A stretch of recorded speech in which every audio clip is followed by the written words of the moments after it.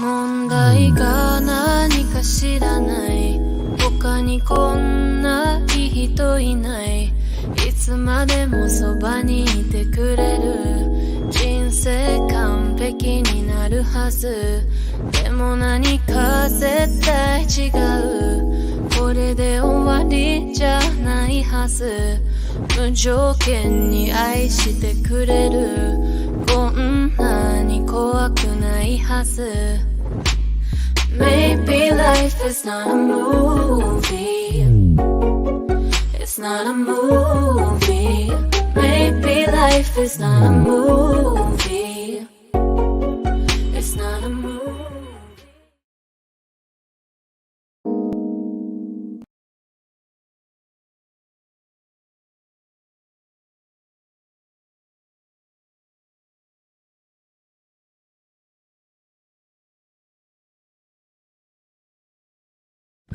Thinking about career growth? Join Asian Center of Entrepreneurships and Real Estate today. Learn more about decision making, essentials of business, improve marketing performance, develop crucial communication skills, and more. Join ACE-RE today and get a chance to be mentored by the best professionals in the country. Unlock the entrepreneurship inside you. Learn from the experts. Contact us at 0969-557-7017 or email us at asiancenterentreprealestate@gmail.com.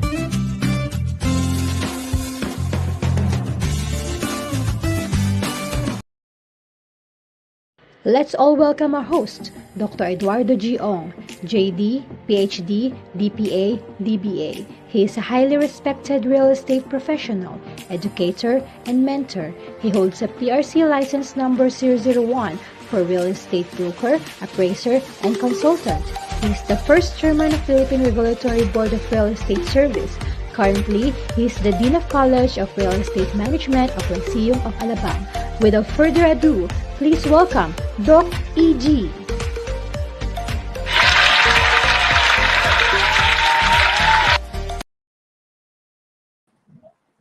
Good morning, real estate. No, I miss you for 2 weeks.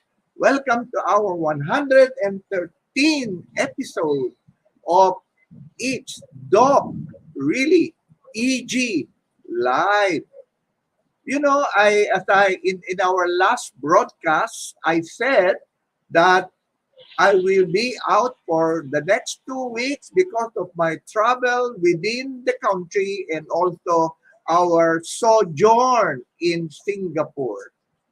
At last, we are back and we are now ready again to give you so many pleasant memories, so many, should I say, accomplishments or achievements that we have gathered and gotten during the time that we were in Singapore. So we all know now, ladies and gentlemen, we all know that we have been struck by earthquakes last July 27, and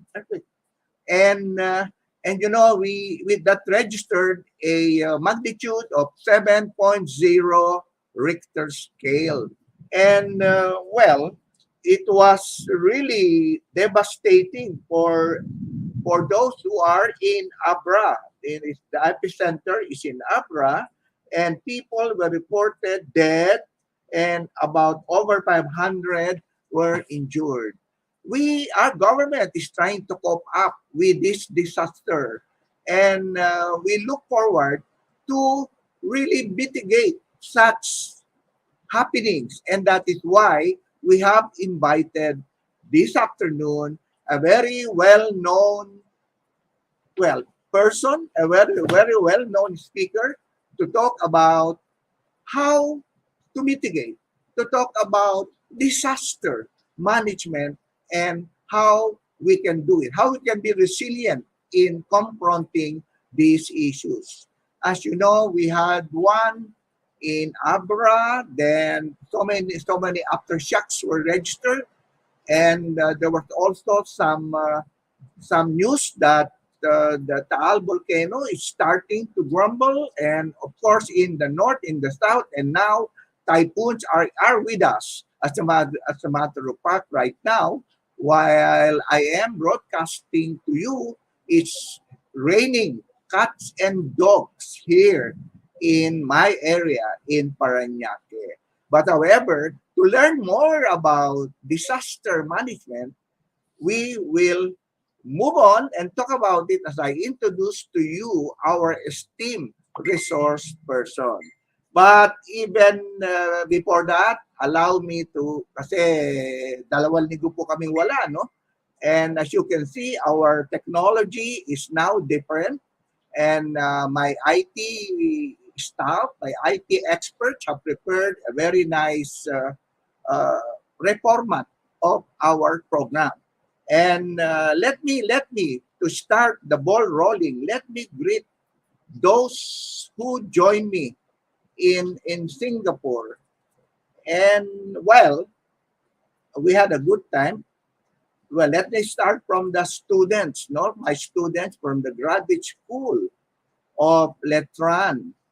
Then we have Melody, Bernal, Zia, Nikki, Dakamat, and then also Raymer, Semero. I think they're watching right now.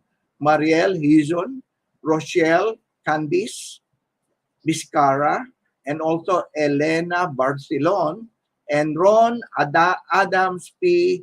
Yuching, and Dexter Luigi Santiago, and Mikey Malaluan, and of course the brother Meriel Malaluan, and Sared Villanueva, and Lisa Bugubung. And of course, those realtors who have joined us and who are all successful real estate practitioners in our country include Gloria C., Eleanor Liganor, the Secretary General of Prespi, and of course, a good friend, Bonifacio C. Aguirre, and our resource person joined us. My goodness, I learned a lot from her.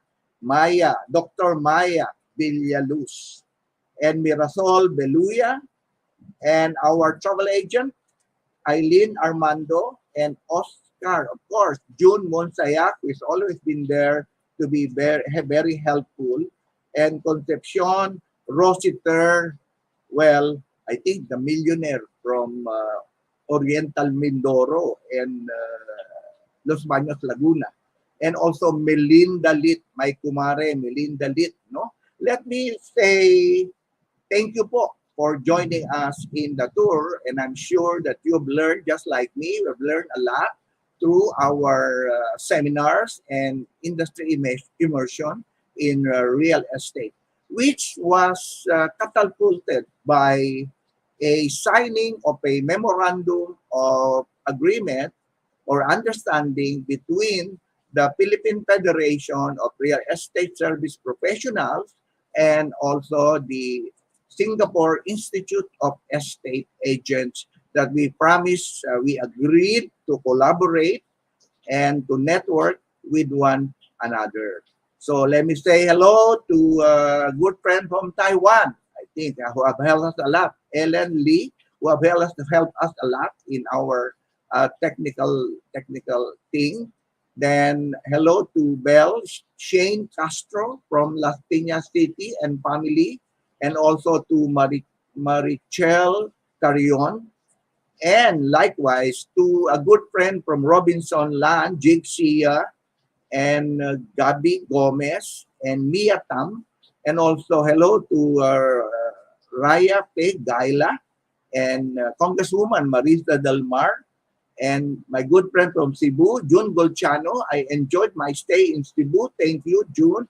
And also, I delivered a short message, a short lecture in the seminar of property management headed by my good friend Nestor Correa, the president of the PIRMA, Filipino Institute of Realty Management, Property Managers and Administrators.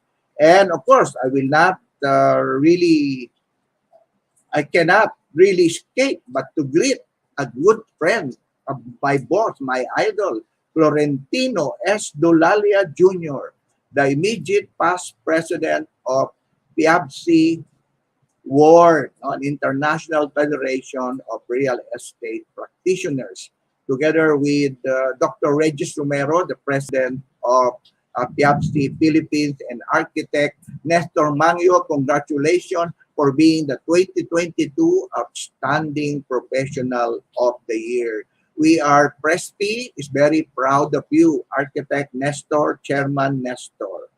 And of course, to my BFFs,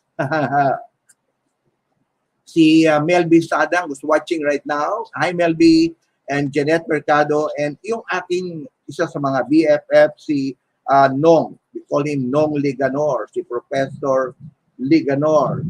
And of course, my good friend from Alabang, Lita Patu, and Irene Opresio, and also all of those who are with us in our program for so many, for all more than 100 times, watching us, viewing us from the Polytechnic University of the Philippines. I want to say hello to President Bong Muhi, the president of the Polytechnic University of the Philippines, and to Dr. Cindy, no? Dr. Cindy, hello there. Suliman, Dr. Suliman, and Dr. Gatan, the VP for Extension, and Dr. De Guzman, the VP for Academic Affairs. But let me also say hello to my bosses, my boss in the industry, Dr. George Barcelon of the Philippine Chamber of Commerce and Industry, and also Dr.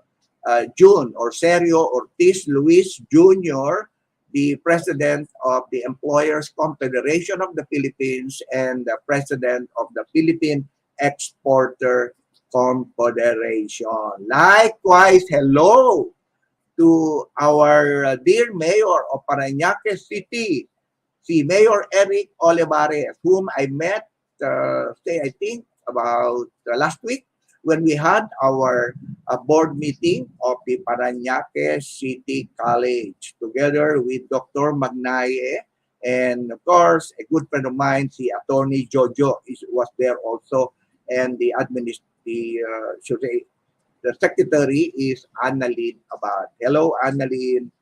And before that, let me also,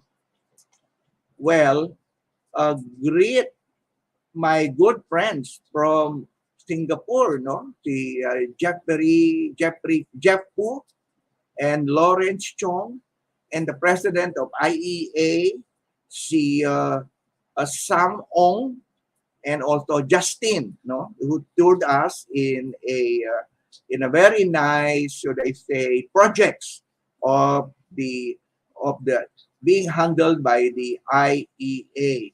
But without likewise, I also, I was so touched because I met my elder son in Singapore, and hello also to my son Raymond Edward Ong, and to the beautiful wife Joy. No, they took time to blow me out. In other words, to tour me in Singapore, and we had all in all we had fun. But let me also tell you that there is now a new dimension, a new horizon popping on the air, and that is headed by my good friend Lodi, si Dr. Leonor Calayag, is the managing director, and also Engineer Leonor. Parehong Leonor Leonor is the VP for Administration of a center of learning called Asian Center for Entrepreneurship and Real Estate, which is designed to do training and development for entrepreneurship development, and likewise to real estate training, and including assistance in the real estate examinations. Yan, no? And, well, palagay ko po, dapat magbabati na tayo sa iba pa, pero mauubos ang oras natin. Kaya, let me play, no, now to you an excerpt of our trip to Singapore.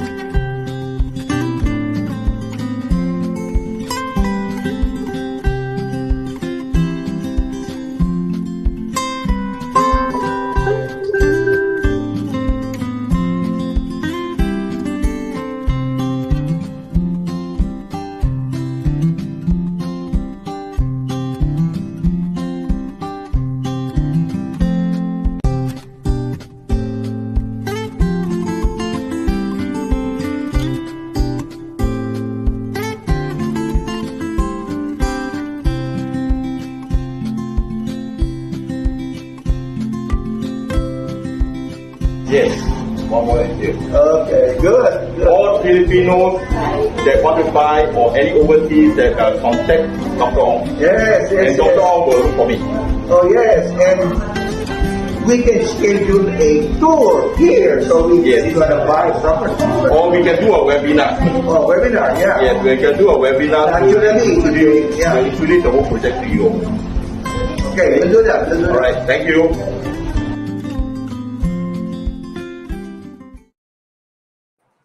Thank you, Clarence Chong. Also, likewise, thank you to June Monsayak, I think, who took the video. And also, thank you and for the help led Riwell, no? Director led Riwell, my IT director, for really helping us a lot. Okay? So now we move on to the usual segment of our episode, and that is the featured question of the week. Featured question of the week. Good morning, real estate. I've been listening to one of your trainings with Ma'am Gigi Roa in Cagayan de Oro. I just wanted to ask, can an owner of the land, farm lot, or residential lot sell his/her property under a tax declaration scheme? Please enlighten me, Doc E.G. More power to your Facebook and YouTube programs. Thanks. Hello there from Cagayan de Oro. Let me also greet my good friend Gigi Roa, no? And also Mary Ann Plasabas. Hello, Vera Plasabas Bernido. Hello there. You know that a real estate property can be sold. It can be transferred. But preferably it should be titled, no? TCT. But however, your question is, can I sell a tax declaration? The answer is yes. You can do that, but I would probably say or caution you that when you are selling a tax declaration, the price of the property might not be in accordance with the existing market value. It could probably be a little bit lower than what is expected. But you can sell it. It is alienable. You can sell it. You can sell it, no problem. Kaya maganda naman. So happy selling, ha? And I know that in Cagayan de Oro, real estate is agile. Real estate is moving forward. Talaga namang napakalakas dyan.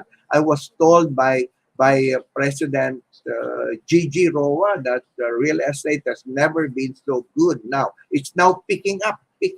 So it means to say that in real estate, it will always be a sunshine industry.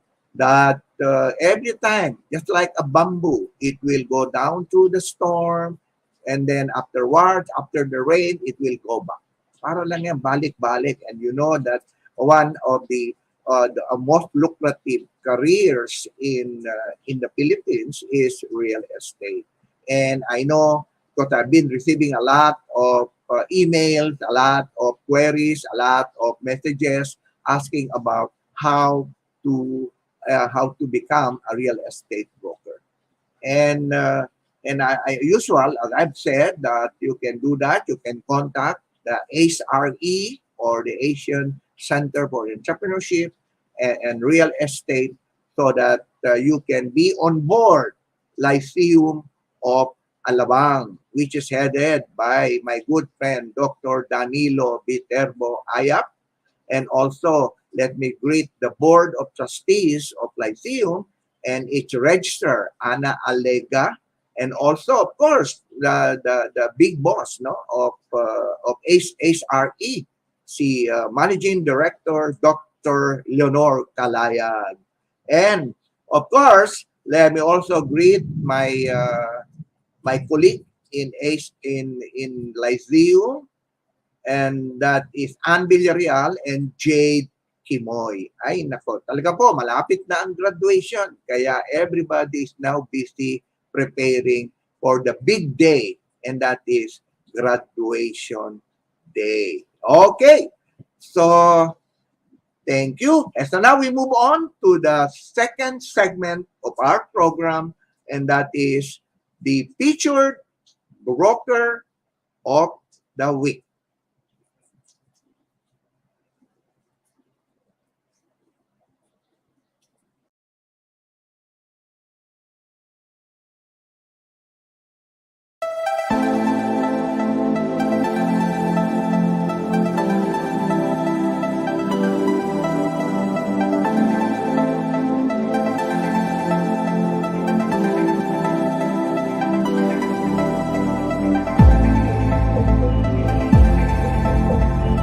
I am holding a real estate license broker number 006431 way back 2006, and I've been a broker for 17 years.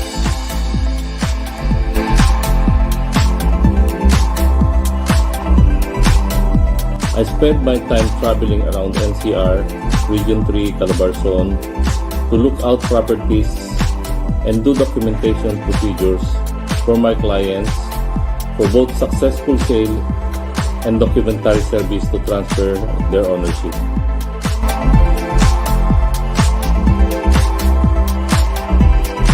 I specialize real estate documentation process, and I am also doing real estate brokerage and dealing mostly with raw lands for project developments and investment purposes.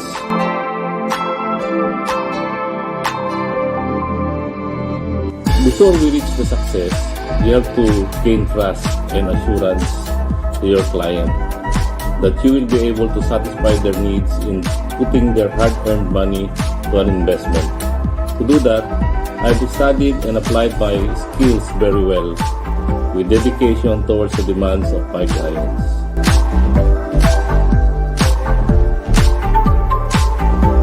I see to it that I will be ready to address all the questions and confusions of the owners as well as the buyers.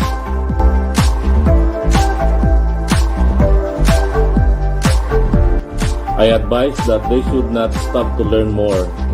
Not because they have the license means they already know everything about the real estate. It's not all about making millions. It is essential to build your confidence as a result of your expertise, honesty, dedication, and certainty.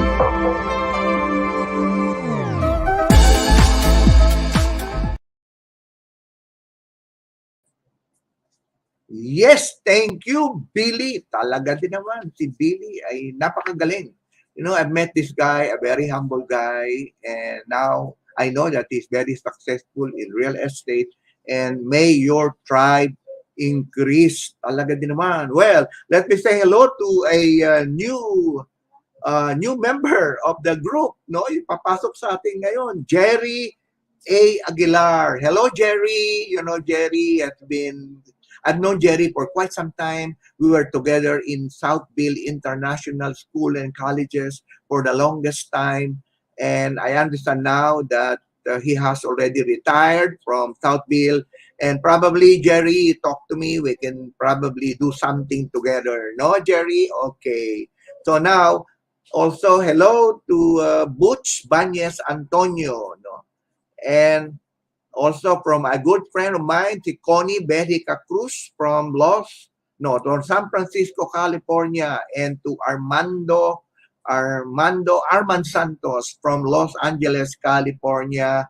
And of course, I want to say hello to Yosti Takita of New York City, Realtor, and Yodi Tanlanggam of New Jersey. And of course, also hello to a good friend, of course, si Marilu Cruz Katigbak, no, from Long Island, New York. Ayan, ha? Dami-dami. And I was in Cebu, and we were talking about a lot of happenings, a lot of good things happening in real estate. And also let me greet my good friend Tonton Leoterio, no, Anthony Gerald Leoterio. I think one of the best, if not the best, real estate mentor or salesperson in the whole Philippines. And see wherever Tonton go, I think Tonton has, the biggest number of salesperson in the Philippines. And I would like to greet you. And sayang, last time I went to your office, but you were not able to see. And Melby was telling me na busy ka in a project in Mactan. Also, Pe Lakio, hello there, the president of Prespi. And of course, Attorney Michael Roth Limosnero, the president of the Philippine Federation of Real Estate Service Professionals, together with our emeritus, no, our chairman emeritus, si Mr. June Dolalia. And another June Golchano is the executive vice president. And I want to greet also all the members of the board, including my good friend Melinda Lit and Mel B. No? And sana, I think we schedule a board meeting to talk about our trip to Florida. Okay. So now, the third segment is what we call Info Beach. InfoBits, brought to you by Doc EG Live. Did you know that disaster resilience is the ability of individuals, communities, organizations, and states to adapt to and to recover from hazards, shocks, or stresses without compromising long-term prospects for development? Yes, that's it. And today, we have invited a very well-known personality to talk about disaster management and resiliency. Let me introduce to you our esteemed resource person, who is, I think, an engineer and likewise a PhD holder. Kaya ang tawag ko sa kanya, Doc Maya. But I was so fortunate to have that she has joined us in our trip to Singapore. No, Engineer Maya Gabriella Q. Villaluz. Siya yan. But let me cite some of her accolades. No? Areas of specialization, environment and natural resources, land, air, water, solid, and toxic waste. Wow! Dapat pala magturo ka sa akin. Ano? And environmental impact assessment, monitoring, evaluation, and reporting. And also green infrastructure, urban planning, smart agriculture, rural development, renewable energy. Naalala ko talaga si Dr. Claudio, no? Dr. Claudio, si Cora Claudio and Engineer Pineda, who are into renewable energy and transport, water, sanitation, green buildings. Now, environmental accounting and valuation of ecosystem services and also climate change, carbon finance, sustainability, global conventions, and talagang napaka-complete ang kanyang experience and or specialization. Now, for her professional work experience, international, senior environmental engineer from 2000 up to the present. Yan. And then also International Development Agency of the USAID and the DENR, no? Senior Environmental Engineer of the USAID and also Supervising Environmental Management Specialist of the DENR, was then the National Pollution Control Environmental Planner, and also a civil engineer, likewise working at that time with the department, the DPWH, no, Department of Public Works. Okay. Now, working experience. Wow. Global and national programs requiring environmental planning, impact, assessment, planning, management, operations, monitoring, audit, and reporting. But at the same time, let me tell you that environment and social safeguards global policies in more than 100 projects in Southeast Asia, in East Asia, and Pacific Islands, and Africa, Middle East, North America, and Europe. Ang galing talaga ni Maya.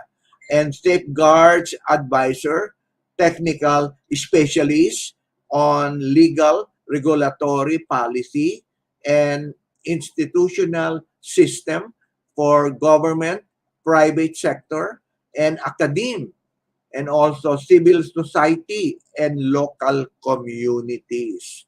Now, but people probably should know that she is a PRC licensed civil engineer, a real estate consultant, a real estate appraiser, a real estate broker, and an environmental planner. Ay nako, talaga ang dami, napakyaw na ata lahat. And a professional organization she is affiliated with the Manila Board of Realtors, PAREP, PF, the Philippine Association of Realty Consultants and Specialists, PARA, PEACE, and now with Presby, di ba? But let me tell you her educational background. A graduate of a PhD in environmental science, major in industrial ecology in 1998, and University of the Philippines and Royal Institute of Technology, Sweden, and MS Environmental Science and Technology, and International Institute of Hydraulics and Environmental Engineering, alam niyo kung saan, Netherlands, and MS Environmental Engineering, and also at the University of the Philippines. And College, BS Civil Engineering at our alma mater, the University of Santo Tomas. Talaga din naman, nalulula ako sa achievement itong doktorang ito. So, how do I call her? Doctor, engineer, environmentalist, or a real estate professional? But without further ado, allow me to introduce to you, to bring to you our esteemed and erudite resource person, engineer, Dr. Maya Gabriel Q. Villaluz. Hi, Maya. Hi, Maya. Humingal ata ako doon sa pag-introduce sa'yo. Sorry. Thank you. No, it's okay. I just would like to thank you for joining us in Singapore. And I hope you would agree with me that we learned a lot, right? And especially when we met the Consul General, of course, of the Philippine Embassy, no? And when we had our training at the TMC Academy. O, kumusta ka na ngayon? Okay naman po. After our trip, actually, I have a lot of catching up to do with work. So, but it was really a very productive time, even if it's only for a short visit. And we learned a lot about real estate, about Singapore's economy, about people, about how they do business. So it was really very informative with all the lectures and the site visits. I think we should do more of this, Doc, Yeah, so of that we course, of can, course. We are favor trying to do, we will international. do more of that. Pero except siguro, hindi mo nabanggit yung ating trip back home. Yeah, Well, after all naman, we were required to what to alight from from the airplane, and was ushered to a hotel because our aircraft developed engine trouble, and so we were stranded for 1 day. But it paid off naman, di ba? We po. enjoyed naman more of the company, more of the camaraderie. And all in all, I think that was a very good trip. And we look forward to our next trip. Na? Dr. Doc Maya, salamat. Kita-kita, ang dami mong appointments eh. In Yes between po. our trips, ang dami mong appointments. And you managed to have Zumba, tama ba yun? For a while. Merong Uh, social life eh, sa talaga gawin. din naman. Talaga, Some alam mo, si friends. Doc Maya is a holistic person. Sabi ko nga sa kanya, how are you able to do that? Paano mo nagagawa yung ganyan? Doc Maya, Ano ano lang yan? po. Timing? O time Timing and management? balance of work, life. So it's both our mental, physical, but also spiritual. So I was able to go to Church of Sacred Heart. It was a very nice church You with went to Filipinos. Sacred Heart Parish Church in Singapore, right? Yes po, with Okay, Filipinos, talaga din my naman, that is friends. why you are blessed. Not only very intelligent person, but likewise a knowledgeable in your area of expertise. Now we will be talking about disaster. Nakakatakot man sabihin, pero para bang ngayon, kagaya nga ngayon, kahihinto lang ng ulan dito. Ulan ng ulan, kulog ng kulog, at nagkaroon pa tayo ng earthquake sa Abra, and all over nabasa natin that kumukulo na naman ata ang Taal volcano, and so marami pa, no? At nung araw ata, I think few weeks ago, we had Mount Bulusan, ano? Paano ba nangyayari now? And we are now very much prepared to hear your presentation. No? Doc Maya, would you like to Yes po. start? Yes, sir. I have my slides actually, and I'd like to, yeah, present it. Okay. So thank you. May I proceed now po?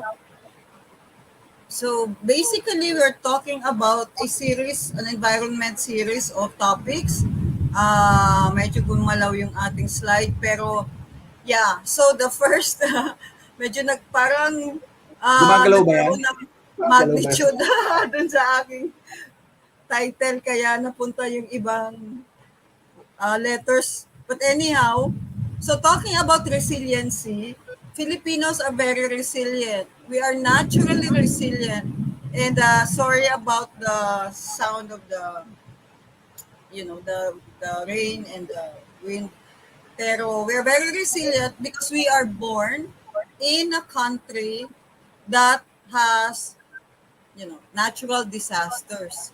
And one of those major disasters are earthquakes. So that is the topic for our environment series now. So, yung pong ating, the Philippines basically is really challenged with exposure to adverse natural events. And we are considered on the top of the global vulnerability ranking. In fact, parang top 3 ata tayo. Because we have everything. Yun na nga, para tayong sari-sari store. We have everything, anything you need, we have it. And so it is incumbent upon us to strengthen our risk reduction and response capacity. Because this is our home. And even in other countries, they are compelled to address and face all the natural hazards because this is where we find ourselves in. We cannot say, okay, can we replace the Philippines with another country or move to another country? Maybe yes, but many of us decide to stay here, and approximately 60% of our land area is exposed to multiple hazards. So I guess in one way or another, especially with climate change, the movement of the wind streams, and aside from the frequent earthquakes, because we are part of the Pacific Ring of Fire, which I will um, define later, we have floods, tsunamis, landslides, volcanic eruptions, cyclones, annual monsoons, etc. And so the best way is to prepare ourselves to respond, but not only that, how do we reduce our risk? How do we prepare ourselves to ensure that even with the coming hazards, because some of these hazards are unpredictable, whether we like it or not, even with the advent of the latest technologies, earthquake would be difficult to predict.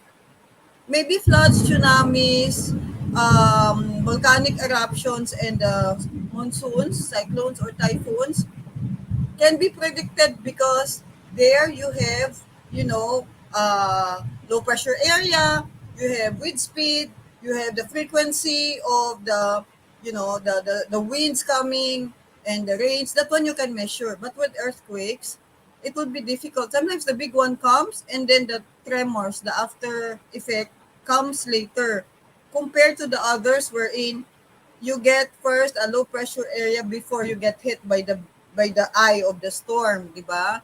So let me show you the Pacific Ring of Fire. So what is this? It's like a ring, maybe it's a half ring. Um, it is a zone in the Pacific, covers the Pacific Ocean. Different countries like Australia, Philippines, Indonesia. So you can see here in the continent, no, of the Pacific, wherein we have the conglomeration or the consolidation of a number of volcanoes. So, di ba? And as you can see, among the different countries, it seems to be like the Philippines is covered from the north to south of volcanoes. We are rich in volcanoes like Indonesia. But for us, it really cuts in the middle of the Philippines. Yung volcanoes. Oh, so that's different pa from the earthquake zone, so which I will describe later. So ito yung Pacific Ring of Fire. So it makes us vulnerable to the onslaught of volcanic eruptions which could produce earthquakes. Sometimes yung earthquake happens dahil nagkaroon ng eruption. Not only dun sa volcanoes that is visible to the eye, but we also have a lot of volcanoes underwater. So as you can see, marami pong mga submerged volcanoes na hindi na natin nakikita pero nag-e-erupt, and so when all of this moves, then nagkakaroon po ng earthquake sa surface, okay? And then this is another topic, but I just want to highlight here the typhoon belt. Philippines is in the middle of the thickest typhoon belt in the world. Dumadaan po yan sa equator. As you can see, may arrow dyan, Batanes. So, yung makapal, the thick colored typhoon paths yan is really smack into the Philippines. So, we experience 18 to 22 typhoons, sometimes low intensity typhoons, pero favorite tayo ng typhoons. So, isa pa yon, another hazard to our country.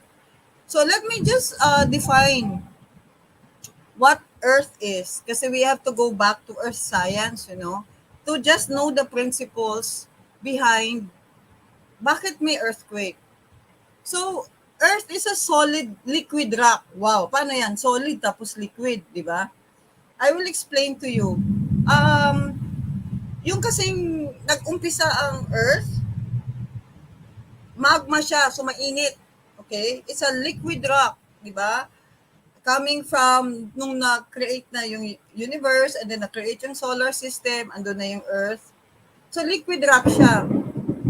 Tapos ang universe kasi malamig. So yung outer part ng liquid rock cooled and develop into solid state.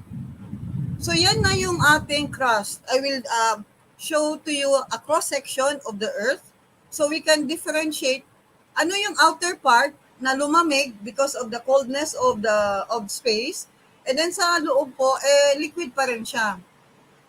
So may solid part and then may liquid. Okay? So ang crust, yun yung nasa labas. It's cold and rigid outer shell. And very thin, manipis lang po compared to the entire planet. Because there is heat and pressure, kasi liquid pa rin siya sa loob, magma, so kumukulo yan, mainit, very hot. The temperature is really like it can melt even the toughest rock. So this is the liquid, and then yung ibabaw niya, may stress na nagka-crack because of the pressure and the heat inside, di ba? So ang stress, hindi lang tayo sa sobrang dami ng iniintindi sa buhay, but the Earth is also, subjected to stress because that is the nature of the planet. Yung po ang ating planet Earth. It's a God-given and that is what we have. So meron po ako dito ng chocolate. Ayan. So, sa slice ko yung chocolate. So, this chocolate is hard on the surface. This is, yun, praline. So, ito. And then, sa loob po, may soft part. Okay? You can see. Oh. So, ito yung outer part, matigas. Yung loob, malambot. And ang material niya, mas malambot kaysa sa labas.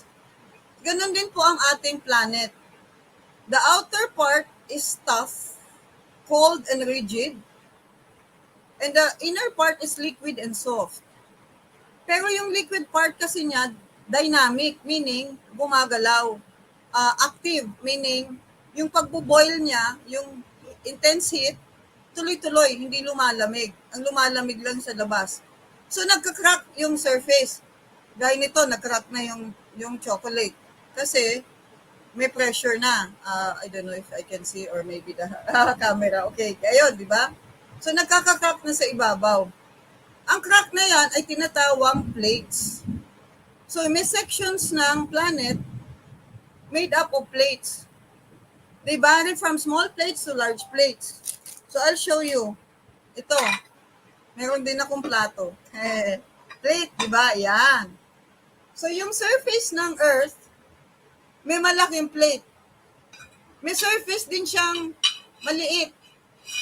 Minsan, yung plate na ito, magkadugtong. Okay? Minsan, hindi siya magkadugtong, nag-overlap. Okay? Pero hindi lang dalawang plates. Meron pang isang plate. Okay? So marami siyang plate na magkakasama. And they all consist and, make up the crust. And they all run into each other. Kasi yung plate mo sa ibabaw, hindi solid. They come in sections. So they constantly hit each other. Even just from the sound, di ba? Makikita mo na, kaya dynamic, gumagalaw. Palaging, it's moving. It's not static. Okay? So this is a drawing. So makikita mo the solid part, like in this chocolate, is hard. But it cannot remain to be hard because mainit sa loob. So that's the molten magma. And so here, sometimes nawawala yung shell, but sometimes gumagalaw. So ito yon. So just to compare the Philippines, ito naman on the storms, but basically disasters, based on the per capita, well, China has 2.27 trillion population exposed to disasters. India is 805 billion, Bangladesh 131 billion, Thailand is 76 billion, Philippines is 130 billion. But based on our per capita, we are the highest. Kasi halos ilang bang tao sa Pilipinas? Kung ganon, 130, di halos lahat pala tayo affected. Okay, so let's go to what is an earthquake. An earthquake is a sudden shaking of the ground, okay? So pag gumagalaw, ganyan. Sorry, I'm moving my laptop. Biglang, okay, sudden shaking, meaning meron kang ginagawa, you're like sleeping or working or just walking or driving, and then suddenly you feel that something is jarring, malakas. And so, ibig sabihin, gumagalaw ang earth crust. Or the earth crust can move because there is movement nga in the plates, but also because there's volcanic action. At sa atin naman, di ba, ang daming volcanoes along the Philippines. So, hindi mo alam. Biglang may nag-active na lang or biglang meron lang talagang, nag-release lang ng heat. Kasi pwedeng ang volcanic eruption could be the release of magma, okay, or lahar, or just releasing of the heat. Kasi sumisingaw lang, kasi sobrang ng init. So you just have a lens on top, kahit hindi lumabas yung mga earth, soil particles, pero lalabas na ang usok. Diba? Nakikita natin yan. So yung slabs of solid rock are called plates and they glide over the earth's mantle. So I will show you, ito yung crust, yung makapal sa ibabaw, yung mantle, yung nasa loob, and then yung core. So para itong chocolate, merong crust and then merong core sa loob. Okay? So may mga technical terms, but just listen to yung mga terms na ginagamit natin. So, this is an example of the plates in the world. Ayan. May Pacific plate, kasama yung Philippine plate. May Juan de Fuca plate, that is in Latin America, Cocos plate, Latin America, Nazca plate. And then may Indo-Australian plate, okay? And then may Eurasian plate, North American, South American, African, Eurasian, so Antarctic plate. So, ayan. Mga plato, ang dami palang plato sa mundo. They're all like covered with plates. But there are also like different types. So may boundary, may divergent plate, may convergent plate, and may transform plate. Yan. I will define that later. Kasi itong mga plates na to show different movements.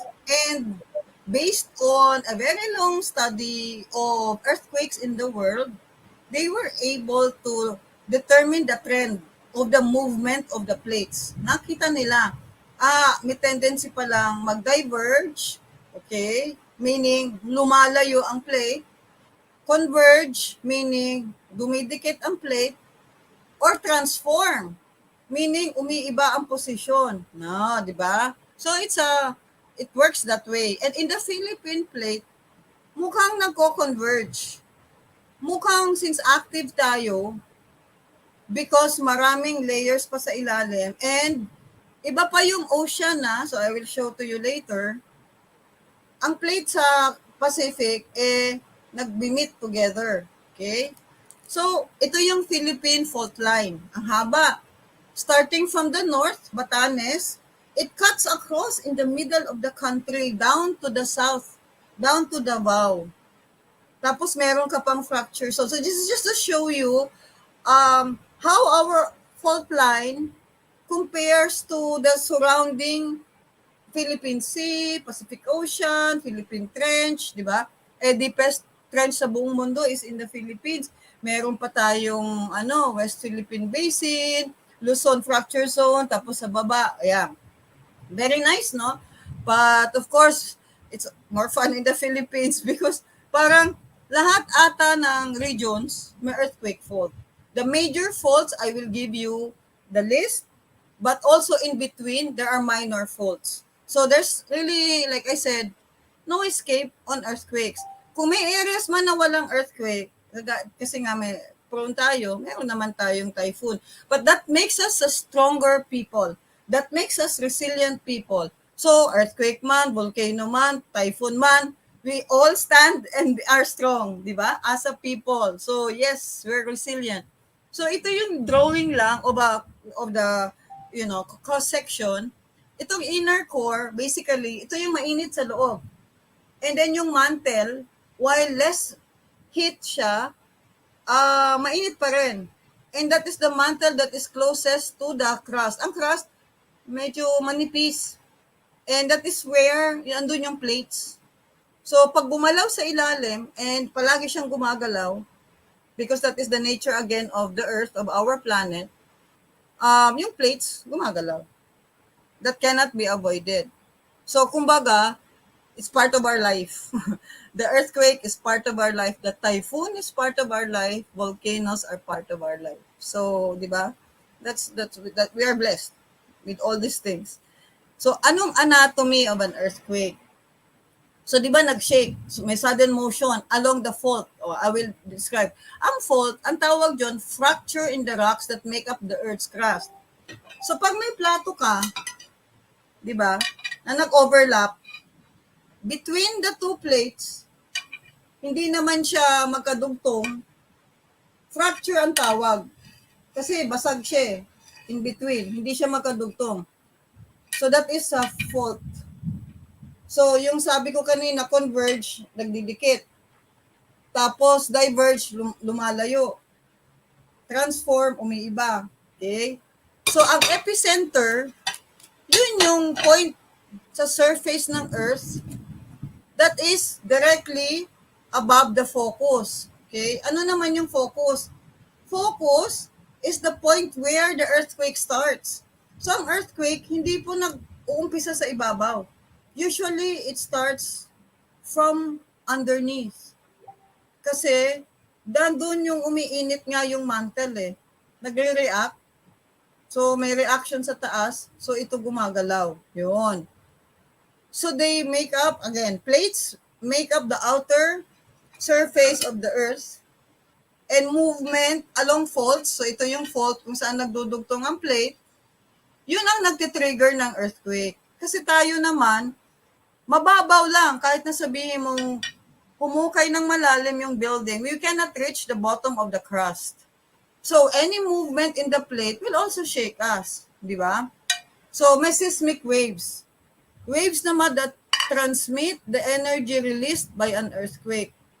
So, yung seismic naman, yun na yung energy na lumalabas. Pag kumulo na to, at nag-shake na yan, may energy na yan na lumalabas. Seismic waves. Okay. So, ito yung basic fault types. Normal fault is tension stress. Okay? So, pag meron ka na plate, pag umalis lang tension, so parang palayo. So, yung plate mo, ayan, magkapatong, tapos biglang lalayo. So, may pressure, yun yung tension. Nagmo-move. Kung nandun ka sa fault, edi mararamdaman mo yun. If you're familiar with the fault line dito sa Metro Manila, Quezon City going up to Marikina, when you reach some portion along the road of dito sa may Katipunan and going down, makikita mo na bakit ang taas ng isang cliff and then mababa. So kasi nag-separate yung fault. Okay, nag-separate may plate. Compression stress naman, yung plate humihiwalay, ang compression naman, nag-iipit, iniipit. Gusto niyang pumasok, pasok, okay? Tapos shear stress naman, strike, slip, fault. Humihiwalay. Gumaganon. Okay? So, hindi ko siya, so tatlo, at least you can identify 3 movements. Tension, compression, and slip. Okay? So, ito yung example ng tectonic plates. Di ba? Meron tayong ocean, kasama yon. And ilang percent ba ng Earth ang covered with ocean? Dami, di ba? More than 70%. So, dun sa ocean, na crust, nagmo-move din siya. Especially pag may volcano, malamig yung tubig, kahit papano may reaction. But usually sa oceanic crust, ang plate bumababa, pumupunta sa ilalim. If this is your ocean crust and this is where you have the volcanoes or the solid na plate, umiilalim, gumaganon. Okay? Pumapasok sa loob. So, isa yon, oceanic continental. Tayo, we are an archipelago, so we are covered on both sides, all sides, with oceans and seas. So, ito yon. So, lumihiwalay, sabi ko. Diba? So, tension, humihiwalay. Subduction, pumupunta sa ilalim. Transform, nagsaslide. Okay? So, ito yon, oceanic ridge, oceanic trench, ang crust, transform fault. So, very interesting ang study of earthquakes. Why? Because it brings you down to the middle of the earth. It also brings you up on the surface where we live, where we have structures, where we, rely on our life, on our livelihoods. So how do we, again, address? So just to go back sa definition, may stress, kaya nagkakaroon ng fault, and the movements break the surface. So nababasag, gaya nitong tsokolate, nabasag, okay, basag. Ngayon, but it has no particular length scale, meaning, pag may fault, hindi mo masabi, 1 kilometer ba yan? 5 kilometers ba yan? O 20 meters lang yan? Di ba? If you get a rock, pag pinukpok mo yung rock, magkaka-break. But then, okay, fault, nabasag.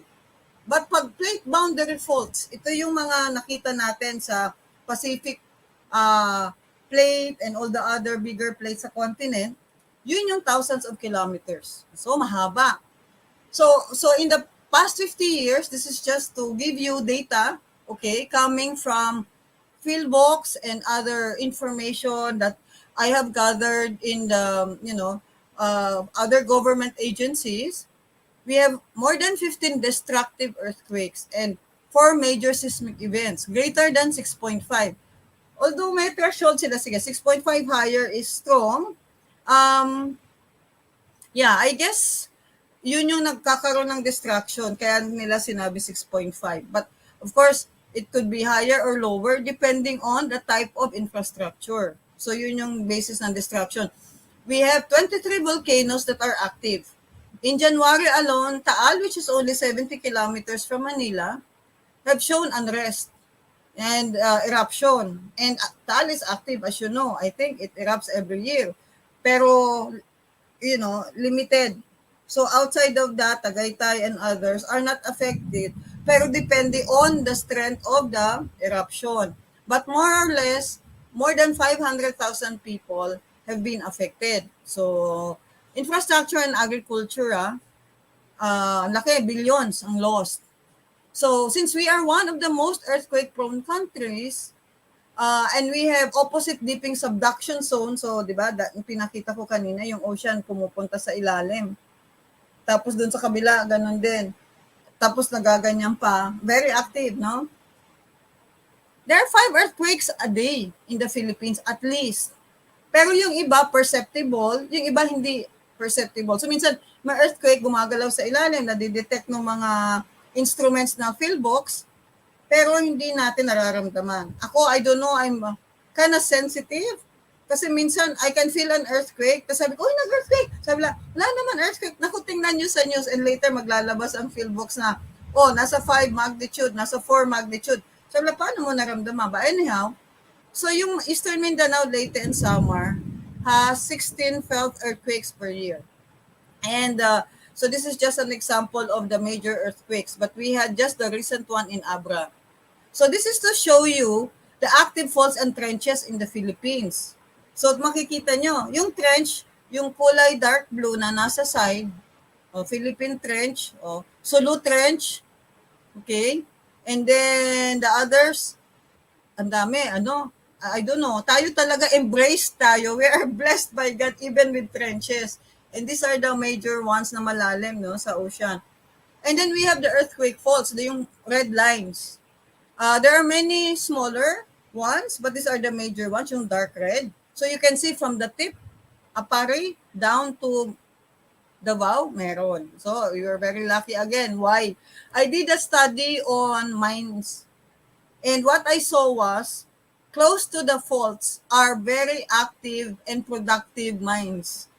So iniisip ko, baka kasi lumalabas dun na yung mga resources sa ilalim. But anyhow, so that's my observation. So the Philippine earthquake zone is 1,200 kilometers long. It starts in Apari, past the Cordilleras, passing through Nueva Ecija, down to Quezon, Bondok Peninsula, into Leyte, and then jumps to northern Luzon and southern end into Davao. So yun yung haba ng ating earthquake zone. Yeah. So at least 74% of Filipinos are vulnerable to natural hazards. Many people died. It cost 23 billion damages, 120 million since 1990. So old data pa nga ito. If you add the recent ones, mas malaki. Ang sinasabi dito, 1/3 of the national GDP, you know, is somehow affected due to damages of earthquakes. And it impacts our economic growth and welfare. But then how do we prepare ourselves, di ba? So the government of the Philippines has done a comprehensive multi-hazard approach to disaster risk reduction and preparedness. So that includes infectious diseases and others.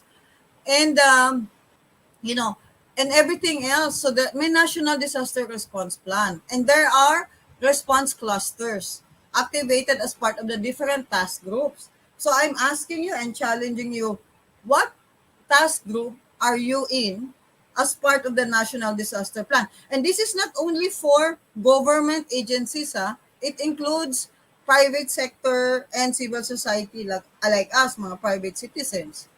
So like for example, Metro Manila, we are the seat of the government in terms of economic and cultural, and the population is 12.9, 2015 census. 2020, mas mataas pa.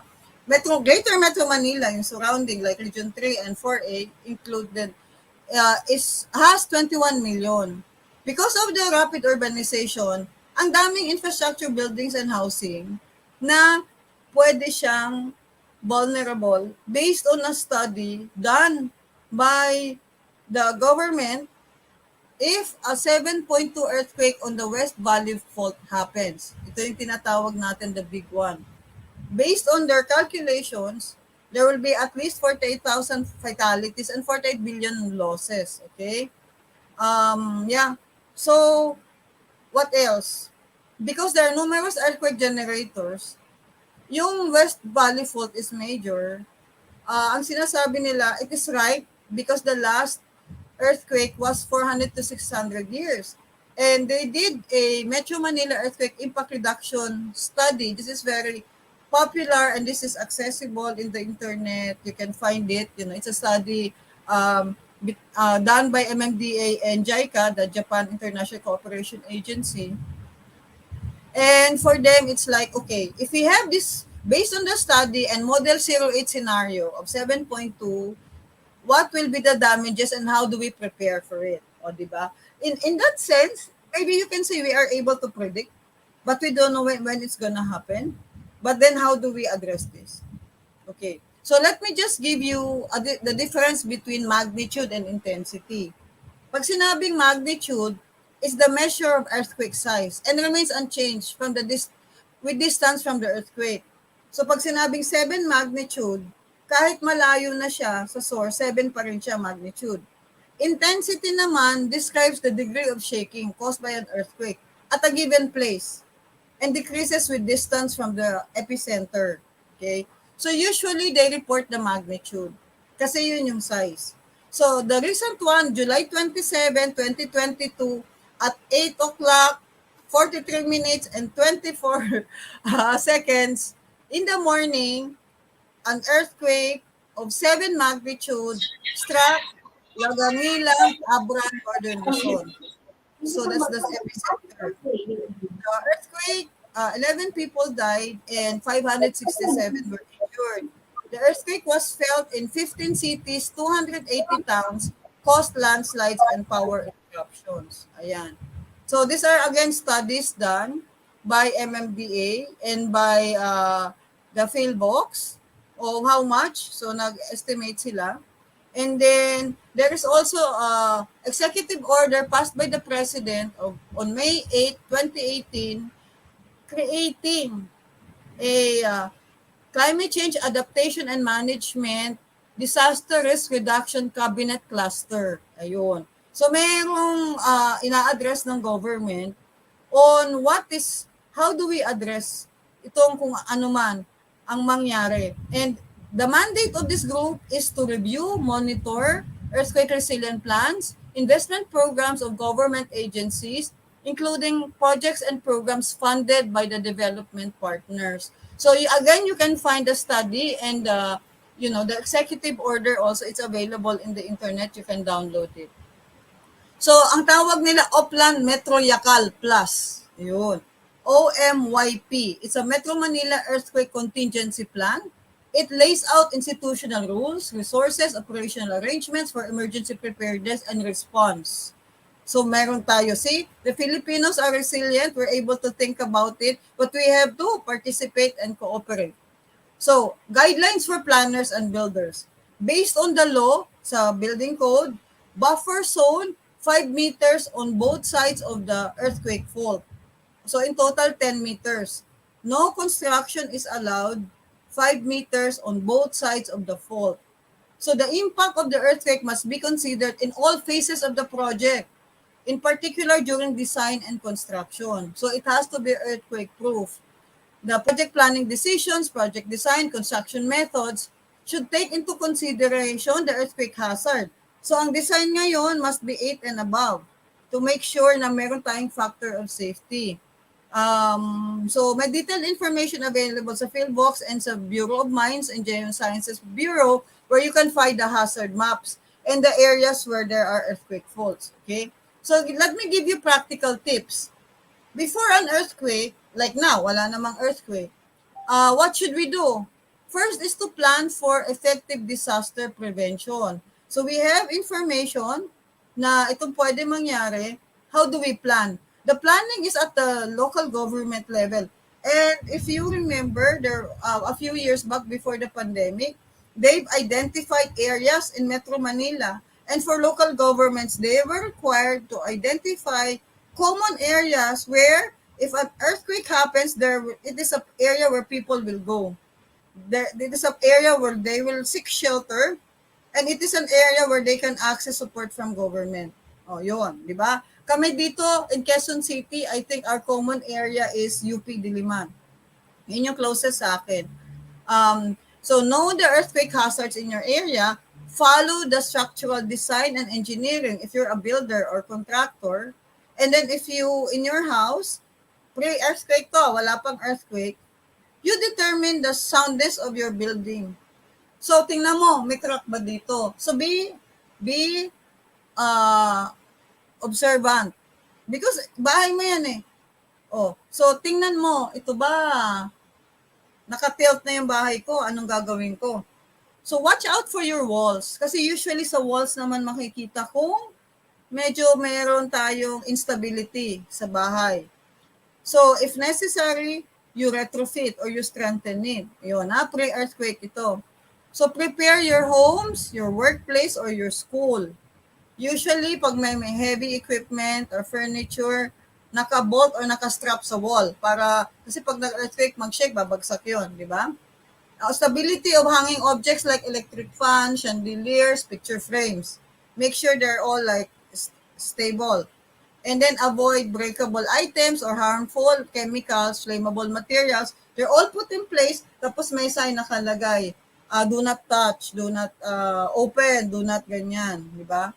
Next, tapos familiarize with exit routes. Ako pag papasok ako sa hotel, ang first na hinahanap ko, pasok ako sa building, ground floor. Asan yung exit? Ayan. Safety officer kasi ako eh. Exit, okay. Saan ang fire escape? Asa fire escape? Okay. Pagpasok ko ng elevator, paglabas ko na ng floor, yun din ang hinahanap ko. Asa ng exit? Asa ng fire escape? Asa ng ganyan? We have to be very alert. Communication facilities, palaging naka-charge ang cellphone. Anything happens, nagkaroon ng blackout, meron kang cellphone na nag-work and meron kang power bank that is available to you so you can, charge, you can call, ask for help. First aid kit, okay? Tapos meron kang ready. In your home, always have a bag. Meron kaming bag dito sa bahay. Ready na kami palagi. Tapos nire-review ko every 6 months. Nandiyan na lahat. May emergency supply kit. You can find this with the Philippine Information Agency and PhilBox also. What is in the kit?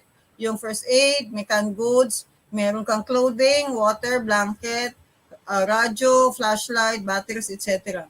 And then may earthquake drills. I know where it happens in buildings that may earthquake drills. So make sure you participate in the earthquake drill. Huwag mag-absent. Minsan makikita may memo, earthquake drill tomorrow. Naku, hindi na papasok kasi ayaw mag-earthquake drill. We do normally have that. We usually have that nung face-to-face. Nung pandemic, wala. And then now we're starting to do face-to-face. Please participate in the earthquake drill. It may save your life. Especially kami, we stay in the 26th floor. I've already experienced walking down 26th floor during an earthquake drill. Pag hindi kayo trained, mag-uunahan yan sa hagdan. So what will happen? Magkakaroon ng di ba? Accident. So with that one, we don't want to happen. So what will you do when during an earthquake? If you are in a building that is structurally sound or in your house, just stay there and remain calm. Why? Kasi baka may nagbabagsakan na sa labas, mabagsakan ka if you go out. So just make sure na, okay, nagsishake, hindi naman malaki yung pag-shake, so maybe this is good for me and you've already checked na you're in a stable structure, I'll stay here. Quickly open the door for easy exit. So pag nagkaroon na ng shaking, make sure open yung door. So it's easy for you to run. Pero make sure you also are free from falling objects, di ba? So duck under a sturdy desk or table, hold on to it, protect your head with your arms, ganyan. Just to make sure na kung meron, kaya mong i-push out kaagad. Many of the victims of earthquakes were found alive because they were hiding under a sturdy desk. So make sure you do that.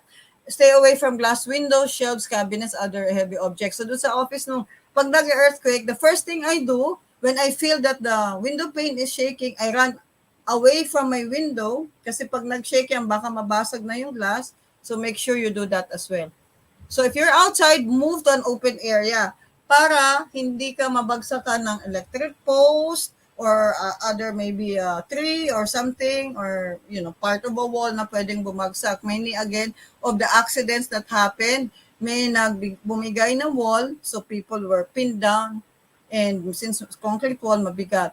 Stay away from trees, power lines, posts, concrete structures. Move away from steep slopes kasi pag nag-earthquake na, unstable na yan, pwede na siya mag-slide. Mahirap nang sumama sa landslide. It's difficult really to get out of it. And if you're near a shore, move to a higher ground kasi baka nga magkaroon ng tsunami. And if in a moving vehicle, stop the vehicle and go out. So do not attempt to cross bridges, overpasses, flyovers kasi ang connection niyan pwedeng humiwalay and then so you'll get into an accident. Post-earthquake, so tapos na yung earthquake, walang nangyari sa'yo. Sabi, I thank you Lord, I am safe. Prepare for the aftershock and go out of your building na. So, don't use elevators, do not enter damaged buildings, do not panic. Dapat may presence of mind. Yun ang importante. And then check yourself. After checking yourself, check others. Help them. Check water, electric lines, etc., chemicals, etc. And of course, baka may fire, so make sure you're away from them. So if you need to evacuate from your residence, leave a message stating where you are to your friends, so cell phone. Minsan, wala nang nabagsak na yung tower. So how will you reach out to them? Always agree. If something great, something disaster, a natural disaster happens, all members of the family know where is the open area designated by government. And if you lose each other, go to that center so you will meet there. Everybody will meet there. Mawala man ng communication line, cell phone, internet, etc. Presence of mind, I go to that open area. My family is there. They know where they're going. Okay? And battery-operated radios. Ngayon, marami ng solar radios. So, that one, hindi naman mawawala. Basta may sun, then you can charge it. I think that's it. So I'm at the end of the slide and I welcome questions. Doc Ichi, hello. Okay, hello. Yes. A lot of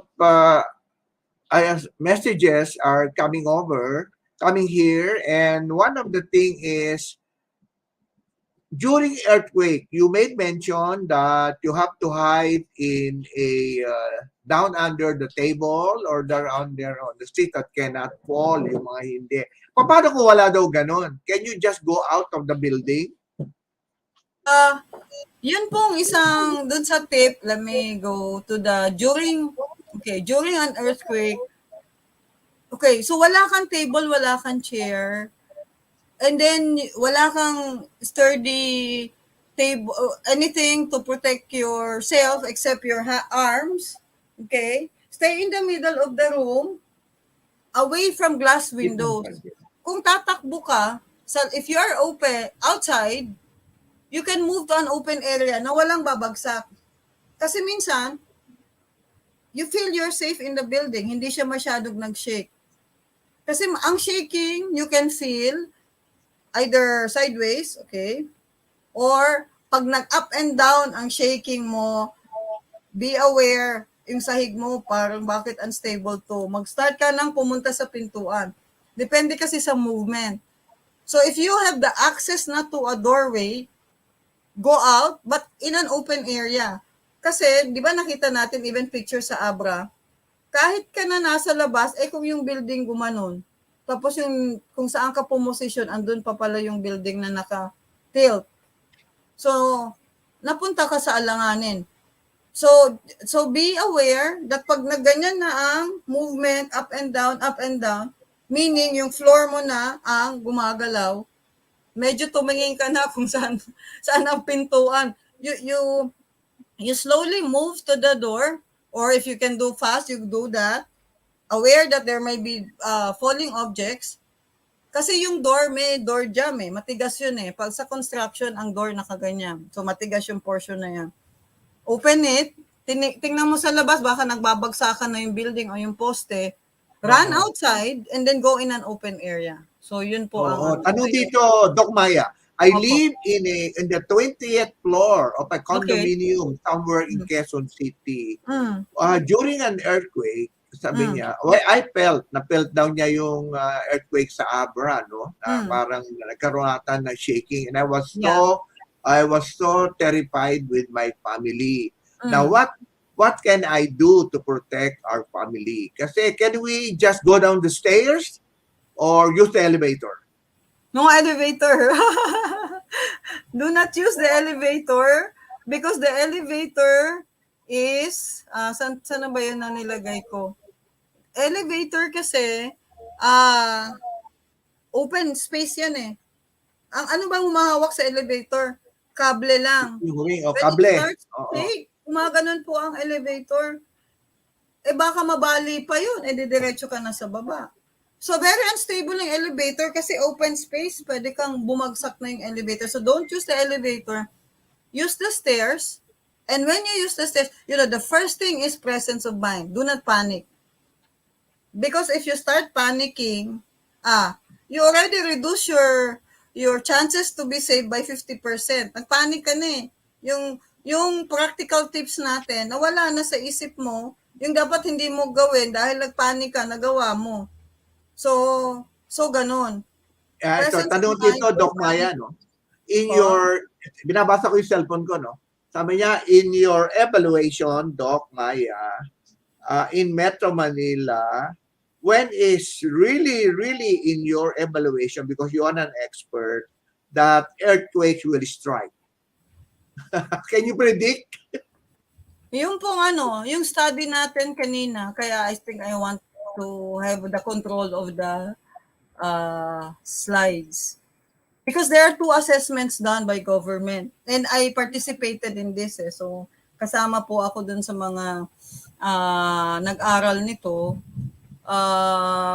The MERS, asan na ba yung MERS? It stands for Metro Manila Earthquake Impact Reduction Study by Philbox and MMDA. It says that there could be potential to cause severe damage. Okay, so Metro Manila. Kasi ang last was 400 to 600 years. Meaning, yung West Valley Fault has moved 4 times in the last 1,400 years. So right na siyang gumalaw. Ibig sabihin, matagal na siyang may pressure na, may stress na sa ilalim, hindi pa siya gumagalaw. Lahat po ng plates gumalaw na, ito na lang West Valley ang hindi pa. So, we are not predicting na baka bukas, baka next month, baka next year. We cannot. Only God knows what's gonna happen. The best is, we know na merong, potential Sabi mangyari. Yeah, sabi dito, Doc Maya, there was a release by the PBOX before the pandemic saying that if a 8.5 to 9 Richter strike Metro Manila, so many will die and also so many buildings will collapse. What can you say about it? Yes po. That was part of the study. That is true. Part of the study, no? Kay Kwanata to, kay Yusek Solidum. Yes po. It could happen. Hindi, parang lumitaw ata yun eh. Kaya tinatanong niya kung how can you do in order to avoid such thing. Ngayon ang building natin may roller coaster na di ba? Meron na siyang roller.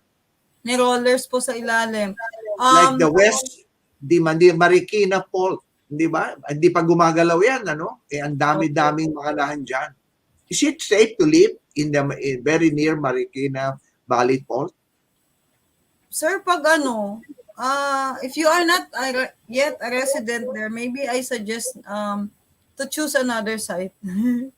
Para kampante ka na wala ka dun sa West Valley Fault. And if you are there already, always check the structure of your house or your building.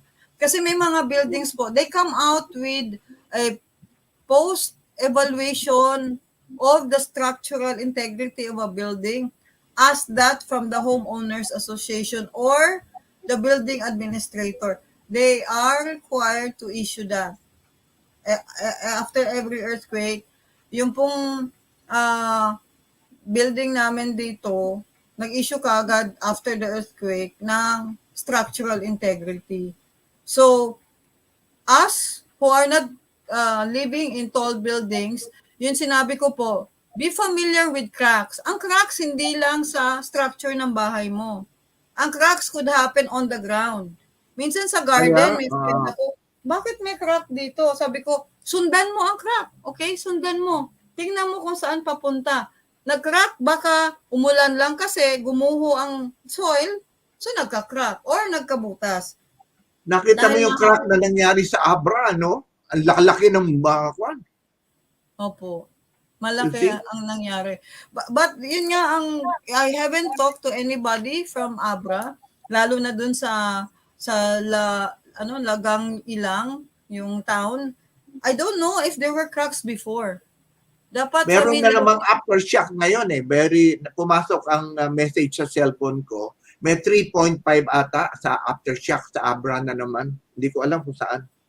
Yes po. So yun yung sinabi ko kaninang fractures. How many aftershocks ang inaasahan natin? Hindi po natin masabi kasi depende sa fractures na nangyari. At dapat makita nila yung fractures na yon. Dapat ang LGU, kasi part ng project ng government is to assign disaster risk teams. So may mga task force yan bawat LGU. Now, if your LGU has it or does not have it, as a private citizen, demand from your LGU na magkaroon ng response team and to inform the citizens kung ano ang status ng lupa. Lalo na doon sa mga upland na pwedeng prone sa landslide. What can you say about Baguio? Sabi ni Glo. Yeah. Well, Disaster Baguio is a very nice earthquake place. It's our favorite vacation place.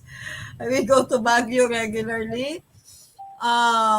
Before, I've seen Baguio many years ago when I was still in elementary and high school. Yung Hyatt Hotel, no? Yeah, I've seen Baguio now. And I feel very sorry for the young generation who did not experience the old glory of Baguio. When you enter Baguio, amoy mo na kagad yung Baguio Pines. Ngayon, maamoy mo yung tambutso. And then, of course, Kasi we go there regular, every 3 months po, nasa Baguio kami. Yung anak ko Oo. nag-aaral sa UP Baguio. Wala na bang pines view? Wala na bang naaamoy na pines? Konti na lang po, pupasok ka pa dun sa sa loob ng mga exclusive subdivisions, may mga pine trees. But more than the scent, the beautiful, fragrant, fresh scent of the pines is the use of the roots of the pines to control erosion, to make your land stable. Marami na pong structures na nandun. Minsan, napaka-narrow na ng road, papasok ka, nagugulat ako, oh my God, pa pala doon. Oh, one way na to. Oh, papasok pa pala doon. And so, ang kalaban po ng loss of erosion control is, number one, the loss of the natural vegetation that hold the land or the soil, make it stable. Number one. Number two, dahil wala ka ng puno, yung ulan na bumabagsak, hindi na rin na-absorb halos ng lupa kasi andun na yung sementadong kalsada, sementadong subdivision, sementadong ganon. And so the drainage becomes a problem. And so pag poor drainage, it again affects the stability of your land. So tapos pag steep slope pa, you need more engineering control to ensure na hindi mag-slide kasi prone siya to landslide dahil steep. Kung flat lang yan, okay lang yan. Kahit mag-earthquake, wala namang babagsak.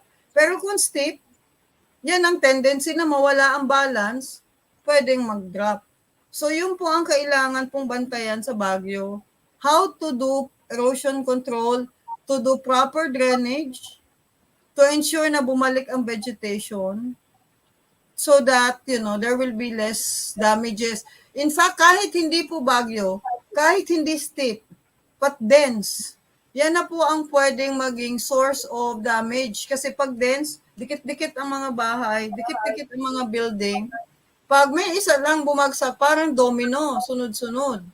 So, pag mostly dense, and that's why Metro Manila is very high risk, kasi may mga areas po tayong dikit-dikit. Pag ang isa lang ang maging unstable, kahit stable yung isa pero mabigat na yung pumatong sa kanya, pwede na din po siyang ma-affect. Ano dito, Doc Maya? Mount Mayon volcano, I think several years ago, erupted. And the residents were asked within the 10-kilometer radius. Why was it so? When in fact, hindi naman sila affected. Oh no, that's a very good question actually. Kasi yung pag nag-erupt ang volcano, and I'm familiar with Mayon because I'm raised in Bicol. I have seen Mayon with my own eyes erupting. Very beautiful but very dangerous. And lots of farmlands are affected. Pag nag-erupt po ang volcano, and kagaya nga nung na-mention natin kanina, may molten magma sa ilalim, nagre-release siya ng pressure and heat. Hindi lang dun sa mouth ng volcano lalabas yun. Ito yung cone, lahat po yan sa loob. Pwedeng magkaroon ng sanga. Parang yung fracture, hindi mo malaman kung saan. I mean, nobody has entered the mouth of a volcano. More or less, we can see the heat coming from some major streams under the volcano. But pwede po kasing may lumabas na exhaust, may sumingaw. And so, if you are within the 10 kilometers, kasi yun yung base ng volcano, nagkataon doon sumingaw, pwede kang maapektuhan. And it's not only the magma, the lahar, or the lava, but it's also the sulfur and the other toxic gases that is released from under the earth. So pag sumingaw po yan, lalabas na lang yan sa lupa. Kahit hindi mainit, pero yung singaw lang nakakamatay po. It's very dangerous. Very dangerous. Oo nga, no? Ang galing. Nakalagay sabi dito, Doc Maya, you have explained thoroughly earthquakes. What about typhoon? Sabi ko, next na yun. Very, very nice topic. Next. Siguro, we will call you again some other time. Siguro kung if you are not too busy to talk about typhoon. Kasi typhoon pro ng Pilipinas, no? Correct. And I know that now you have prepared something as regards to earthquakes. But siguro in some other time when you are free, siguro in the next month or so, then we request, sana we could be very happy if you could talk about, Typhoon. typhoon. Alam mo naman ang Pilipinas, typhoon belt ito di ba? Yes po. Very Oo. interesting So topic. therefore, tanggalin mo na yung presentation. Yan. So, I'm so happy, but before you leave, join me, Doc Maya, before you give your short parting message. Join me in greeting, kaibigan natin to, no? Si board member Paeng Pajardo, happy birthday, and also Irene Labala Opresio, birthday. Or Igo to Malyonga, happy birthday. Anong ba tayo?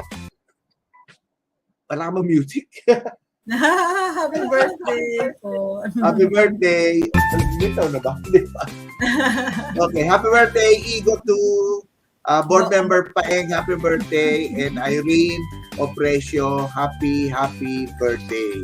Ayan, okay. So now, ang ganda naman ng mga explanation. Ang dami pang questions dito, pero almost pare-pareho naman. Talking about protection in when earthquake struck. And isang mga question dito, Maya, yung sa West Valley Fault, talagang kailan daw ito mag-move? Sabi ko, hindi na, ano bang alam natin dyan? Scientifically, malapit na ba? Basta ang ano lang po niyan, pag na-feel na natin na may shaking of the ground, presence of mind. And then not to panic. Okay? And then move away na nga. Yun yung sinabi ko yung kanina, yung may mga practical tips natin. Because we don't know when it's gonna happen. Sometimes ako nga pag nagda-drive o pag nagpupunta lang pag nag-ocular ng ating projects, yun ang kagad na iisip ko, is this structurally sound? I have to talk to the contractor. Even when I attend mga meetings, minsan ang saya-saya, gaya niyan, may mga religious events na happy, tumatalon yung mga tao. Tapos nararamdaman ko, oh no, unusual shaking of the building. Alam nyo, kahit hindi pa tapos ang event, tatakbo na ako dun sa admin office, tatanungin ko, excuse me po, pwede ba makita yung plano nyo? Kasi medyo... Alam mo, nakikita mo sa screen, ang dami nagpapay-thank you sa'yo, si Doc Maya. Doc Maya, thank you daw. Si Eric Manalo, si Nong Liganor, si Dr. Kalayag, ang dami-dami nag-say na thank you sa iyo, natuto daw sila. And also, the Rebap Mandaluyong President, Benice D, is with us, nagpapa-thank you sila. And si Maria Teresa Jeronimo from Caloocan City, thank you daw. Malu Isagire, I think Malu now is in Australia. And also Russell Ojeda and Risa De Leon. And of course, from Cebu, we have June Golchano. Ayan. And also nanonood din sa atin si Hil Escudero, Engineer Hil Escudero. At sabi niya, galing-galing naman ni Doc Maya. And June Golchano Jr. Banggitin ko to kasi binabati ka Edna Tumala. And yung kasama natin, tanda mo, Maya, si Marisol. Wow, si Sol. Hi, Sol. Oo, si Sol. Oo, hello, Sol, Marisol. Mabait si Sol. Yeah. Pero ang kanyang abuel. Ayan, si Nas Dogazan. And ang aking pinakamasayang presidente ng PMRB, si Ashley Valera. Kumusta ka daw? And of course, one of the beautiful faces in the industry, Catherine Kate Dalaga Garcia. Yes. Hi, Kate. Yes. Talaga din naman. And Butch Banyes Antonio says natuto daw kayo. Learn a lot. And also Jerry Aguilar. Sabi niya, masaya daw siya, maraming natutuhan. Si Cynthia Manalo, nagpa-thank you din sa Leo, di ba? Si Annabelle Corpus also says, thank you, Doc. And, ayan. At of course, Engineer Escudero and ang BFF natin, always here. Si Nong Liganor, si Mel B. Dorado Sadang, si Janet Mercado, at si Dong, kasama natin yan, ano? And also, I would like to singly mention Dr. Noni Leonor Kalayag, the Managing Director of Asian Center of Entrepreneurship and Real Estate. A true and true educator. Okay, Dr. Kalayag. Now, tsaka nakalimutan ko, si Claire Kiray pala from Pampanga and Nina David Serrano. Well, hello from Pampanga. Nanonood din sa atin. Now, before anything else, before we let you go, Doc Maya, can you give us a parting message on how people can avoid and what they can do in times of disaster? Okay. Thank you, Doc. The only thing I can say is let's always pray. Okay? Because when we pray and ask God to protect us, sometimes yung intuition natin kicks in. And so when we feel na this is good or not good for me, rely on your intuition and don't panic. Yun yung po talaga ang mangyayari. Because if you find yourself in an extreme condition, buti kung normal lang and kagaya nung nangyari sa Abra, we felt it here. Ako yung laptop ko gumaganon, sabi ko, Earth. Talaga? Opo. But then, be present of mind. First, okay, ito yung table ko, it's sturdy, my door is open, okay? And then, I already called out to the family members, may earthquake, ready kayo? Tatakbo ba tayo sa stairs? Get my cue, itong gagawin natin. So, somebody has to be in command. But, kung wala yung somebody in command, we have to be in command. We have to be prepared. So, yun lang po. Prepare always. And yun. Just okay, pray. Doc Maya, maraming salamat. And because we would like to give you a short appreciation certificate, no? Putting our sincerest gratitude in your being with us this afternoon. Talaga naman, ang dami namin natutuhan. Kayo, nakapasok na ba? Hindi pa. Ayan ata yung certificate mo and we can email it to you. Yes. Ayan, certificate, no? Engineer Maya Gabriella Villaluz talking Thank you, sir. about disaster management and resiliency. Salamat po. Opo. And we hope that we have educated the viewers. And alam ko, marami silang natutuhan kasi ang daming questions eh. However, in the interest of time, will not be able to almost 5 o'clock. But anyway, maraming salamat. I know that you're still going to the dentist, di ba? Okay. So, pero ito pala, si Luz, sabi, ito pala from Abra, si Luz Marie Ciares from Abra, nanonood sa'yo. Okay. Nanonood sa atin. Hello, Yeah. Luz from Abra. Kaya, yan. Kung meron you can collect the questions and then you can send it to me if I can Okay, help. we will do that. We'll do that and we'll send it to you. In the meantime, thank you so much and hope to see you again in our reunion. Yes, Thank you so much. Thank you. My pleasure. Thank you. My pleasure. Okay, thank you. Thank Okay. All right. So now, now that I know that Dr. Leonor Kalayag is now here with us, watching us. You know, she is the managing director of the Asian Center for Entrepreneurship and Real Estate, an accredited service provider of Lyceum of Alabang. Yan. Okay, so those of you who would want to enroll in a Blendplex, ang tawag namin doon, Blendplex, no? Actually, blended learning, no? Blended flexible learning modalities for those who want to take up BS Real Estate Management, please connect to Dr. Kalayag. Dr. Kalayag and, of course, to Engineer Leonor. Alam mo, dalawang Leonor yan eh. Eleonor Liganor. Yan. At talaga din naman. Now, let me now go to the last segment of our episode, and that is the economics.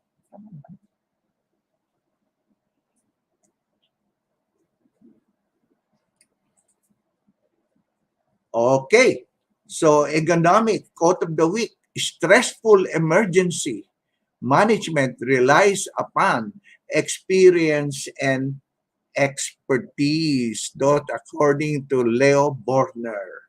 Okay, so it is important. We should always be prepared for eventualities. As we said, the Philippines is an earthquake, disaster-prone islands. We have, because we have over 7,100 islands, so to speak, and we should always be prepared to to combat and to mitigate such things. Okay, so before that, before we end the program, let me give you some forthcoming seminars. No, the real estate service training program for you salesperson by LPCREP, Las Piñas City Real Estate Board. Please attend. If you want to attend, then please put a picture, snapshot on it, and then you can, you can take it up. Okay, next is an introduction to real estate service training seminar. By, sino ba to? Flarep? Ano, Merit? Merit, by Merit Service Provider. Hello to Esteli Ocampo. And please try to take a snapshot if you wish to attend. Okay, the next one is, okay, the real estate seminar for new salesperson by Plareb. Okay, by Plareb. Please, if you wish, then to enroll, here are the data on the screen. So, huwag niyo pong kalimutan yan at we'll see you there. Okay? So, thank you so much. And on behalf, ay naku, ang saya naman na, ang saya-saya ko naman kasi nakita ko uli kayo. And I've seen a lot of people, especially si Benice D, and nakita ko rin yung aking mga lodies, no? Si Dr. Kalayag, my lodi, and of course, eto, pinaka-pinali natin, guys, no? Sinabi natin that we are now have a new feature. We are going to award, to give one mug, Doc EG mug, and one Doc EG t-shirt. Congratulations to our lucky winner. Kasi niroro ko rin dito yan, no? Winner of a mug, Jerry Aguilar. You can claim it. Just give us your number. We will send to you one mug. Doc EG mug. Ayan, okay. And the winner for one t-shirt naman, ito po ang t-shirt natin. Congratulations to our lucky winner, si Engineer! Wow, wow, wow! Eleanor Liganor! Talaga ito naman, ha? DFF! Meron ka ng mug, meron ka pang t-shirt. Wow! Okay. So, maraming salamat po. At on behalf of my team, no, headed by Director Led Luel, of course, we have June Monsayak, we have Rosa De Jesus, and we have Romelda Ramos, and the rest of the team. This is Doc EG saying, not goodbye, but see you again next Sunday in another exciting, more exhilarating episodes of Doc EG Live. We promise to add some more features like Entrepreneur's Corner, like we will have, of course, mga developers portion, and then things like that. We will be interactive soon. We will go on location. Maraming salamat po, and see you again next Sunday. In the meantime, stay safe, stay healthy, and pray God. Happy Sunday to all. Bye!